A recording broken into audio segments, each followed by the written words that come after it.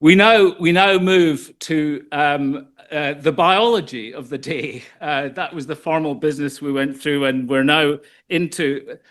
I mean, I was going to say the interesting stuff, but actually, the stuff that we've just been through is really, really important to us because we have to make the whole system work.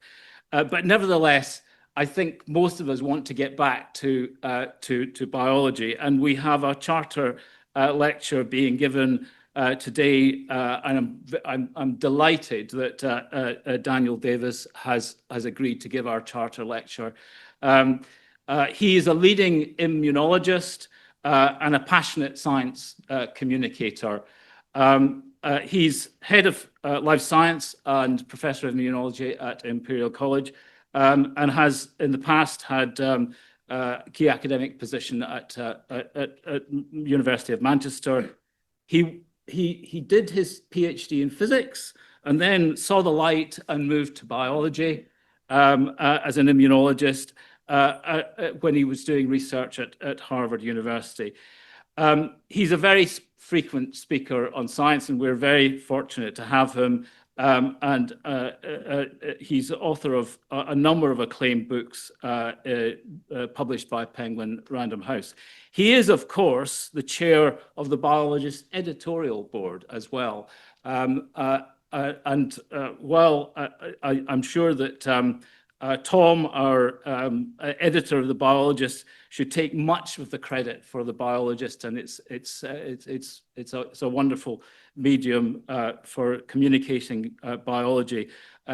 Dan has a strategic role in driving that forward as well. And I'd like to invite Dan up now to give the chartered lecture. So Dan, please.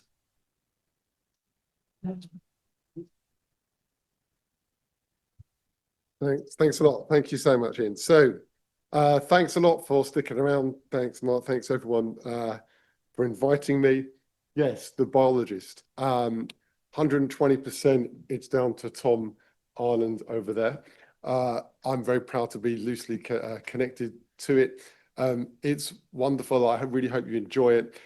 It's profoundly important to me because what we do in the society, biology affects every single major challenge in the world today, from understanding the basic biology behind antibiotic resistance right through to loss of biodiversity, climate change. And we have to collectively, as experts with some connection to the science itself, disseminate that information and discussion as widely as possible. I mean, very kindly suggested I was responsible for some kind of strategy. I mean, I'm not sure about that. What actually happens behind the scenes is that Tom will occasionally get some article that might, he'd be, Dan, I'm not sure about this. This guy seems to be a little bit saying something a little bit extreme. What do you think? And I'd reply back, yeah, this looks really dodgy. Tell him to calm down, and we'll edit it. That's my real role. But it's a wonderful thing to be involved with. And sometimes, though, I do also feel that a short article isn't quite enough to dig into some massive, huge topic where we do want to be discussing the issues deeply. So I do also sometimes write books.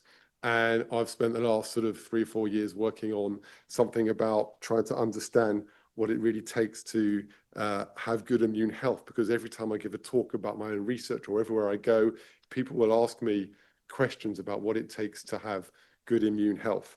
One of the triggers for me wanting to write about this actually was some years ago, my wife and I, you get bombarded with messages that you should do stuff in your life, like exercise more. So I thought, well, okay, well, there is a gym near us. We'll go in it. We were directed to talk to someone who was wearing a business suit, not exercise, not anything you could actually exercise in, I didn't know anything about a gym. Well, he was asking us, would we attend any classes? I mean, I don't know. But it turned out to be a lot more expensive than I imagined. And so we sort of started walking out. And as we were walking out of the gym, the guy sort of nudged me and said, yeah, look at all the cars in the car park. I was like, huh? Pretty obvious. I didn't understand what he was getting at. And he said, well, you'd want to be a member of this gym because we have people who drive those kind of cars. I mean, obviously, there's nothing wrong with joining a gym for social benefits, for networking, for any reason at all. But the point is that the gym is trying anything it can to get me to sign up. And the broader point is that we are bombarded with messages that are a bit disconnected from the actual health benefits of what this is all about. And it's quite hard to disentangle that. To understand immune health, we're bombarded with all kinds of foods, with all kinds of ideas and products. There's a lot at stake. There's billions of pounds in this industry of trying to keep us healthy in one way or another. And I thought, okay, well, let's take stock of all of that. What is the actual science behind all of these different kinds of issues? We need a myth-busting guide to sort all this out. And I'm not going to have time to go through everything, but I do want to cover some of this. I want to talk about a really important underlying concept for tackling any of these issues, which is how we differ. It's fundamentally important that we're different. I want to look at vitamins and what that really does for our immune system. Stress and the immune system I want to talk about, and then I'll end with something about what should we do overall. So first off, how are we all different? We are all different, and obviously we're all different in lots of ways. How we talk, how we smile, how we interact, everything. But of course, we're also different on a molecular scale, and fundamentally, we're also very different on a genetic level. I want to just show one schematic picture just to give us a glimpse of how the immune system works so we can understand what this difference really means. One of the ways in which your immune system works is that protein molecules display samples, little small pieces of all the other protein molecules currently being made inside a cell. That's that red dot there. So that's a sample of something being made inside that cell. And your T cells essentially look at that, and roughly speaking, lots of nuances here, but roughly speaking, if there's something that hasn't ever been in your body before, one of your T cells will have a receptor to see that as being something that hasn't been in your body before. Now, the really important point for understanding how we differ is that we all have the same genetic code, the same 20,000 genes, but the versions of those genes differ from one person to the next. The genes that vary the most in every single person in this room, so the genes that differ the most between me and you, are not things that are obvious like skin color, hair color, eye color. They're immune system genes, and specifically they're the genes that make this protein molecule that presents samples of what's being made inside your cells. That's what that protein really looks like. This, as a protein structure, with raw cytobiology, everyone knows protein structures now. And this would be a sample of some other protein that's being made inside the cell. Now, that means that if we've all got slightly different versions of these protein molecules, we're all actually able to present slightly different samplings of what's been made inside our cells. That means inherently, deep down, hardwired into who you are innately better at responding to some kinds of viruses than other kinds of viruses. We all vary in how we respond to any type of infection, the symptoms we experience, and one of the reasons for that is because we've all inherited different versions of these genes. And what's really important about that is that there's no hierarchy in the system. There's very, very clear examples of that. So one of the versions of these genes encodes a protein that has to be called, it's given a designation, it has to be HLA-B27. It doesn't really matter what it's called. The point is that if you've inherited the version of this gene, it actually makes you more likely to be susceptible to a particular illness called ankylosing spondylitis. What that really means is that it feels like, well, that's a bad version of the gene to inherit.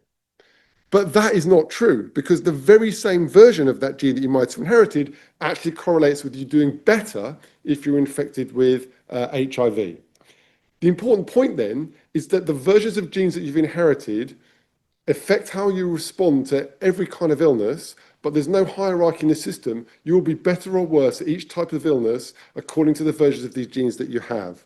There's no hierarchy in the system. It's the diversity that we have across all of us that has evolved to make all of humanity strong at fighting all different kinds of diseases.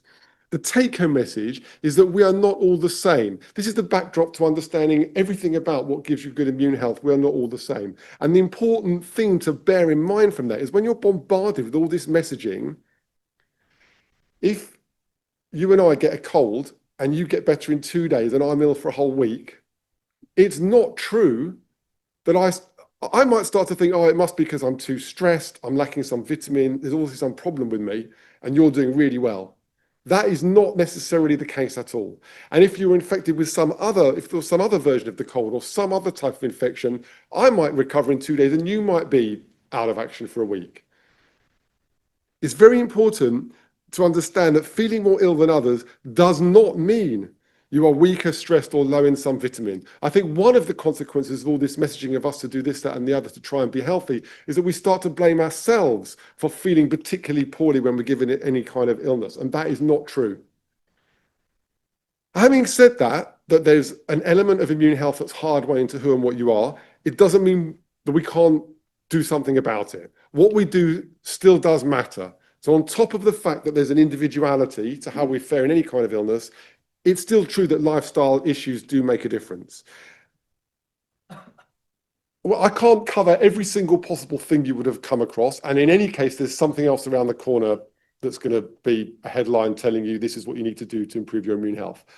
But one really big example, which I think is really good because it actually gives you the sort of armor you need to think about everything else, is vitamin C in colds. Can vitamin C cure a cold? I think that personally, I've definitely been brought up. Every time I had a cold or I was feeling ill, my parents would say, oh, you have some orange juice and you'll be fine. And we've all, to some extent, that is in our culture. And it's a good example because we've been studying this particular idea for 50 years. So we do know a lot about it. And it turns out that, by and large, it's a complete myth. A lot of it comes down to, in the 1970s, evangelical support for the idea that vitamin C can cure a cold from Linus Pauling and his wife, Ava Helen. So essentially, Linus Pauling was, dogs are barking. It's such a big myth. Linus Pauling was, won the Nobel Prize 2 times. In 1931, he published a paper on the nature of the chemical bond, and it was that paper, you'll all be familiar with the idea of peer review. That paper was not sent for peer review because the editor thought no one in the world is good enough to peer review that. We're just going to publish it. He won the Nobel Prize for Chemistry in 1954 for his for that work, and he also got very involved in activism against war. In 1958, he published this very famous book, No More War. He won the Nobel Prize for Peace in 1962. Towards the end of the 1960s, he read papers about people using a particular one of the vitamin Bs to treat schizophrenia. We don't do that nowadays, that doesn't help, but he was reading about it, and he kind of had the idea that it was strange that very high doses of vitamin B were being used in that. And he sort of felt that there might be something strange about vitamins, which is that for most compounds, if you take very high doses, if you take a very high dose of paracetamol and aspirin, that is going to harm you. But if you take very high doses of vitamins, he thought, well, maybe that's not harmful. There's something special about vitamins. And him and some other people at the time, which I write about, is led to this idea that high doses of vitamin C will stop you catching colds. And in 1970, he published a very famous book, Vitamin C and the Common Cold. It sort of fitted in with the times of people wanting sort of holistic, natural remedies for things. And it was a hugely important best-selling book. New factories had to be built to keep up the demand, keep up with the demand for people wanting vitamin C. This is a page from his lab book, and it's quite wonderful to me because here he's doing his sort of chemistry, looking at calculating some magnetic moments, and then on the side he's just sort of writing out some ideas about vitamin C and the cold. And so he's got all of this stuff going on. He's quite a phenomenal scientist. The public were primed to listen to him because he'd won 2 Nobel Prizes, and he was, very much in the media, very celebrated. So everyone thought that, we should listen to this person, and vitamin C could be the answer. What is the actual truth of that? So looking across all of the analysis of all the relevant clinical trials, the truth is that there's absolutely no effect whatsoever on taking high doses of vitamin C and stopping you catching a cold. Across 11,000 people, people who regularly supplement themselves with vitamin C do get over a cold on average 8% quicker. So on average, that would mean that if you get over a cold in a few days, if you're regularly supplementing vitamin C, that would correlate with you getting over a cold 8% quicker, a few hours quicker. It could be true that there are certain people that might benefit more than others, which would then give you this small shift. But by and large, this idea is a myth, and it's persisted in our culture because of one person's power of persuasion that's lasted all of this time. Linus Pauling went on to also suggest that vitamin C will help you cure cancer. And this came initially from a Scottish surgeon, Hugh Cameron, was working in a hospital just outside Glasgow. He treated a few patients with high doses of vitamin C. He wrote to Linus Pauling. Linus Pauling said, Linus Pauling was very evangelical about vitamin C, to the point that if you look, he looked in the literature, scouring journals, didn't do experiments himself on this, but he really definitely cherry-picked data to fit this narrative. His wife, Ava Helen, had stomach cancer. She did not have chemotherapy and radiotherapy, and instead had high doses of vitamin C, and said that this was making her feel better. So Linus Pauling has a voice, everyone's listening. There's a powerful anecdote from his wife, so this is getting a lot of traction in society. Charles Myrtle then set up a clinical trial in 1979, and he found that there was no evidence whatsoever of vitamin C helping cancer patients. However, Linus Pauling said, well, that was a great clinical trial, but actually it's fundamentally flawed, because the patients that you looked at had already had other treatments, and their immune system was probably weak and was unable to be boosted by vitamin C. So that clinical trial result doesn't really mean anything. The important take-home message from that is that actually Linus Pauling was correct in raising that objection to the clinical trial. That's okay, that was formally possible. And it means that clinical trials are unbelievably pivotal to how we move things forward in terms of getting good advice. But it's also true that clinical trials are not perfect, and they can be still argued about, because it really does matter the details of what's being tested, how it's being tested, what are the patients, what are the measurements, what are the outcomes. Charles Myrtle did a second clinical trial, and this time he made sure he used patients that had not had any previous treatments. But again, Linus Pauling argued with the results, because Charles Myrtle concluded that there was no effect on his patients, but Linus Pauling said, well, the initial data from you and Cameron looked also at whether people feel better, and Charles Myrtle didn't look at whether people just feel better. And second, Charles Myrtle looked at whether the tumours were shrinking, and they were not shrinking. But Linus Pauling argued that, well, you just didn't wait long enough for the tumours to shrink.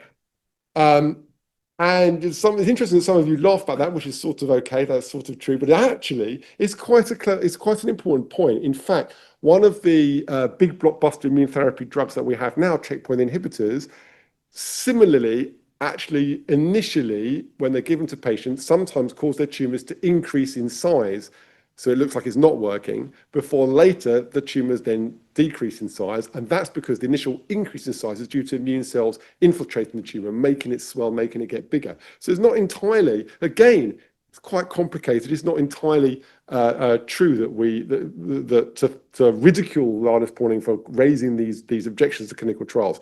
Nevertheless, absolutely true. High dose vitamin C does not help you with cancer. That is now a fact.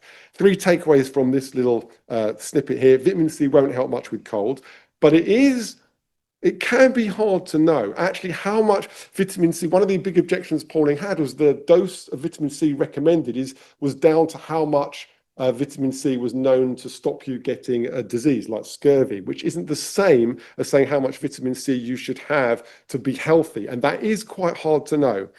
I think a really important take-home message here is be very wary of any one person's view, even if they've won 2 Nobel Prizes. So any person that tells us a vitamin or any kind of health story, anecdote on TV, radio, or anywhere, be very, very wary of that, because the scientific consensus is the thing that we should stick to. I want to talk a little bit about stress. Hans Selye in Prague, 1925, was a medical student, second year medical student, first time he started to see patients. He had this idea that all the professors and scientists at the time were looking at their patients in the terms of how their symptoms relate to a specific illness that they had. And Hans Selye said, that's interesting, because when I see patients, there's kind of a lot of very, very common symptoms, like patients are just tired, they've lost appetite. He said that to the professor at the time. They told him to just get on with your exams. But the idea kind of sat in his mind. And then about 10 years later, he got the opportunity to perform some very specific experiments where he had animals that were stressed, and he tried to, for example, he stationed them on the roof of the building he worked in. He had them so that they were in water and various stressful situations, and saw that the animals were their physical body was affected. And he came up with this idea that it was related to this thing that he called stress. That's a photo of him there. I'm going to come back to that photo a bit later. He published a book, The Stress of Life, 1956. It became a hugely important book. He then became very famous, always on the media, talking about the importance of stress in our lives. He wrote a biography of his life, The Stress of My Life. When he died, he had 1,600 scientific articles and 40 books.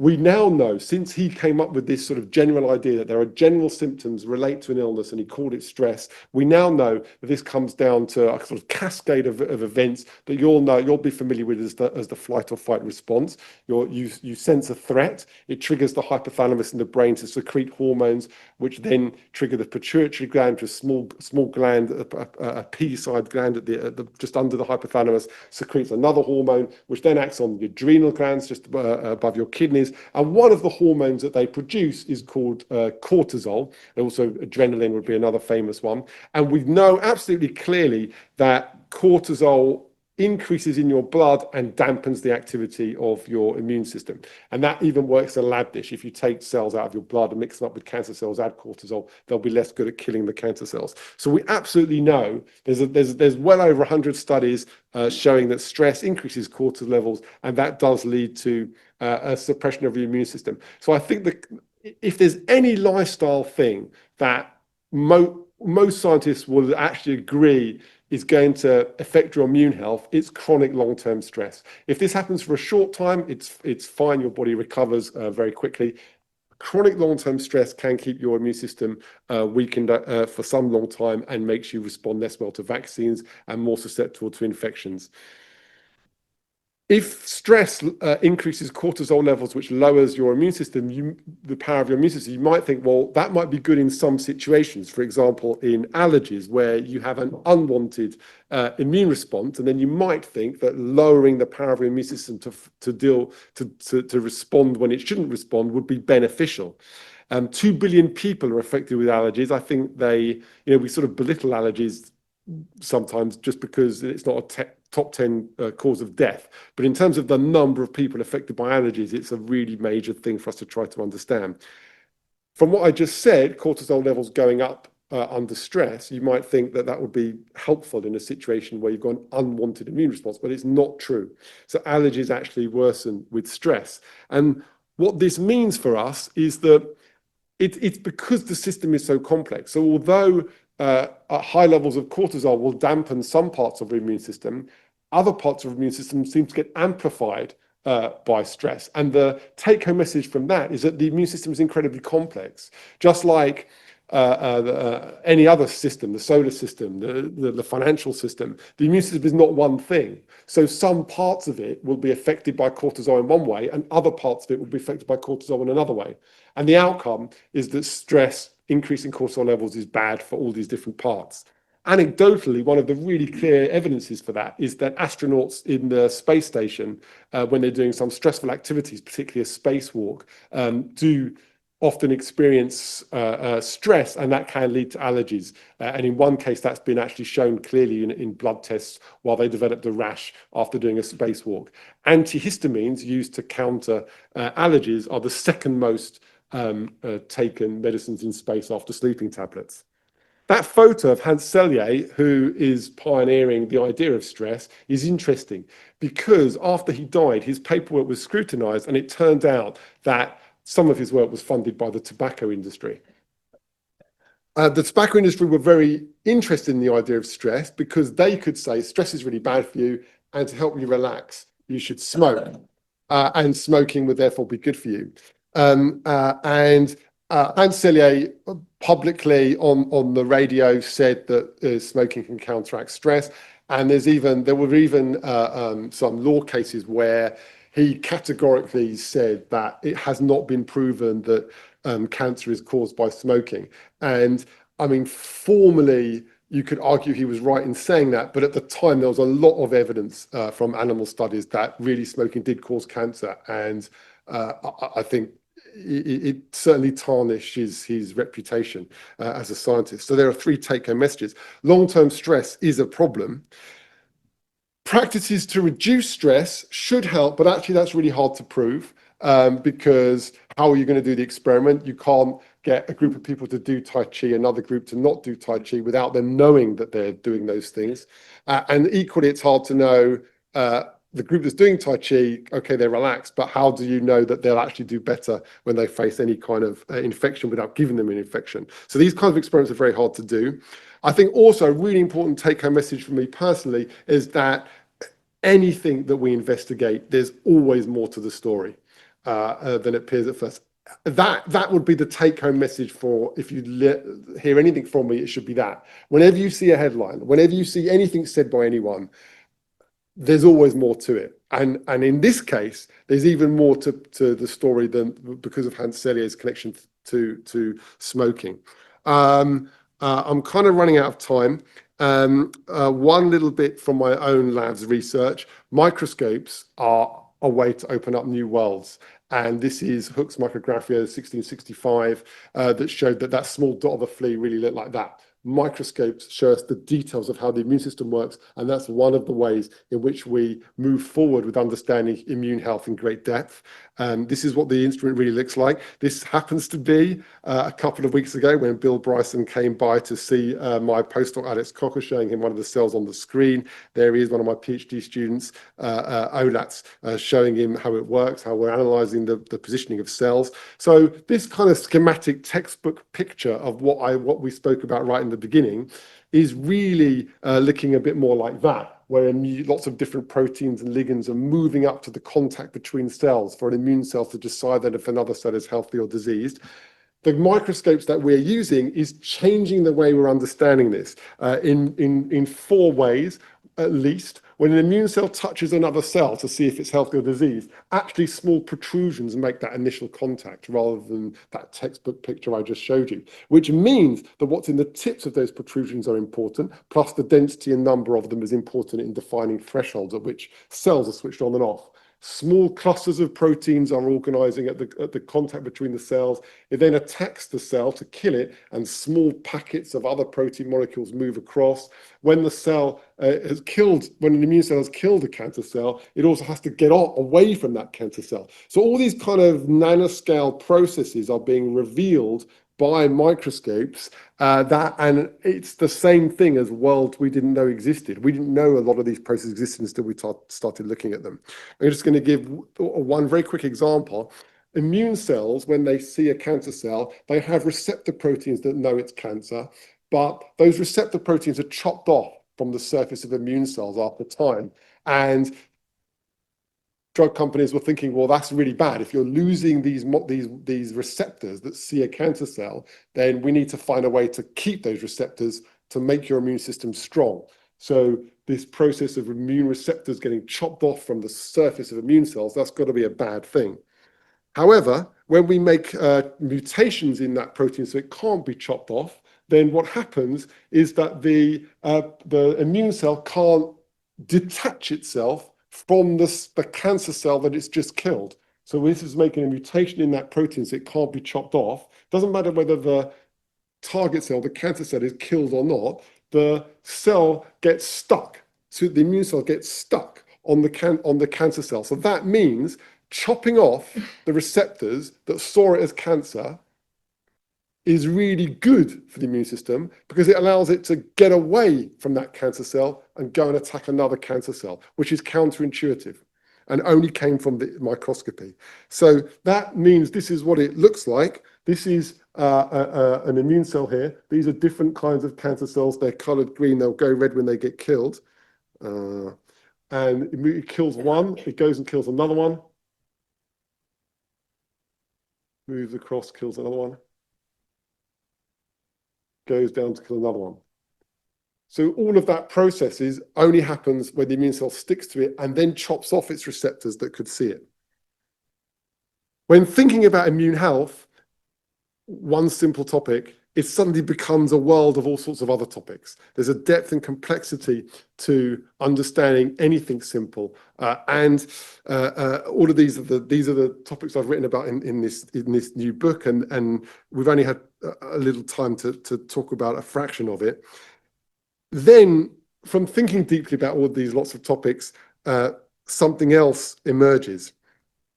There's just 2 more slides. Daniel Kahneman, when he wrote his very famous book, Thinking Fast and Slow, gave this example of how things vary if you think fast and slow. I'm just going to read this to you, and just thinking quickly, intuitively, tell me what you think what the answer is. A bat and ball cost £1 10p. The bat costs £1 more than the ball. How much should the ball cost? So thinking quickly, just looking at that, you might think, oh, the bat and ball costs £1 10, the bat costs £1 more, so I think the ball costs 10p. But if the ball costs 10p, the bat costs £1 more, so that would be £1 10, and actually be £1 20. So actually the ball has to cost 5p, right? And actually the initial hunch, the initial quick thinking answer that you had is wrong. Your intuition is wrong. You have to think about it more slowly to get to the right answer, okay? All of that is completely true with every headline, everything you read about immune health. Your initial hunch, we all want a hopeful answer, a simple answer. Our brain is hardwired for black and white thinking, for seeing a secret revealed to you in a newspaper headline and acting on it immediately in your life. And it takes energy and time and slowness in your thinking to really think a bit more carefully about where that comes from, who's saying it, if they got some agenda, and then coming to the right answer. The only thing that's very different about this to thinking about immune health is you have to think slowly, but equally also declarative answers aren't often there. And in fact, you just become wiser in understanding how we've got to some kind of knowledge, but don't necessarily get the correct declarative simple answer because we don't yet have it. Immune health requires reflection, time, and energy to embrace complexity and nuance. And it's the contemplation itself that then becomes its own reward. Start off thinking about immune health, you get to all these other subjects about what the human body is. And I really hope that one of the things you end up taking away from all of that is just the beauty of what you really are. Thanks a lot for listening. Thanks. Thank you very much. It's fantastic. So Dan, thank you very much indeed. I think that should leave us all thinking quite deeply about ourselves. Immunology is a science that's very sort of driven by detailed experimental methodologies. But actually, there's quite a lot of sociology in it as well, I think is the message that I would take from that. And it's how we think about ourselves and how that feeds back into ourselves that's so important. Absolutely fantastic. Unfortunately, we're really out of time, so we can't have questions, but I'm sure Dan will be sticking around for lunch. And if you want to have a discussion with them, then that would be great. But once again, Dan, thank you very much. And I'd like to thank Dan and everybody else who has participated today, including yourselves. So a big round of applause for everybody. Thank you.